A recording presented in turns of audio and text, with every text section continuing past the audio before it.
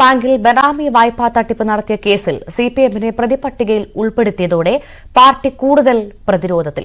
സിപിഎമ്മിന്റെ 73 ലക്ഷം രൂപയുടെ സ്വത്തുവകകൾ അടക്കം 29 കോടി രൂപയുടെ സ്വത്തുക്കളും ബാങ്ക് നിക്ഷേപങ്ങളും കൂടി കണ്ടുകെട്ടാനാണ് എൻഫോഴ്സ്മെന്റ് ഡയറക്ടറേറ്റ് ശുപാർശ ചെയ്തത്. ഡാനി പോൾ വിവരങ്ങൾ പങ്കുവയ്ക്കും.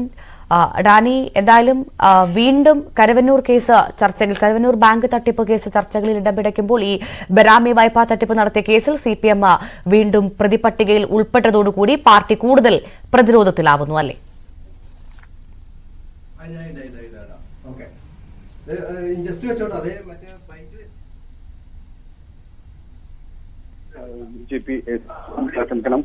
സിപിഎം എത്തുന്നത് കാരണം സിപിഎമ്മിന് ഇക്കാര്യത്തിൽ നേരത്തെ ഉണ്ടായിരുന്ന പ്രതിരോധങ്ങൾ അത് ഇല്ലാതാകുന്നു എന്നതാണ് മനസ്സിലാക്കാനായിട്ട് സാധിക്കുന്നത്. ഇപ്പോൾ സിപിഎമ്മിന്റെ സ്വത്തുവകകൾ കണ്ടുകെട്ടുന്ന രീതിയിലേക്ക് 73 ലക്ഷം രൂപയുടെ സ്വത്തുവകകൾ കണ്ടുകെട്ടുന്ന രീതിയിലേക്ക് അടക്കം കാര്യങ്ങൾ വന്നിരിക്കുന്നു.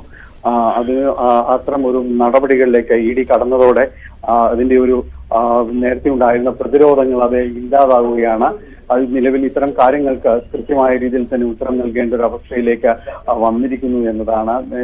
കരുവന്നൂർ വിഷയത്തിൽ അതോടൊപ്പം തന്നെ മറ്റ് ആളുകളെയും ചോദ്യം ചെയ്യുന്ന നേരത്തെ ഉണ്ടായിരുന്ന സിപിഎമ്മിന്റെ ചോദ്യം ചെയ്യലുമായി ബന്ധപ്പെട്ടുകൊണ്ട് ഇവിടെ എത്തിയിരുന്ന എം വർഗീസ്, അതോടൊപ്പം തന്നെ AC മൊയ്തീൻ, TK ബിജു തുടങ്ങിയവരുടെ അവരിലേക്ക് വീണ്ടും ചോദ്യം ചെയ്യലുകൾ നീണ്ടേക്കാം. ശരി, കരുവന്നൂർ ബാങ്കിൽ ബനാമി വായ്പാ തട്ടിപ്പ് നടത്തിയ കേസിൽ സിപിഎമ്മിനെ പ്രതിപട്ടികയിൽ ഉൾപ്പെടുത്തിയതോടുകൂടി പാർട്ടി കൂടുതൽ പ്രതിരോധത്തിലായിരിക്കുന്നു.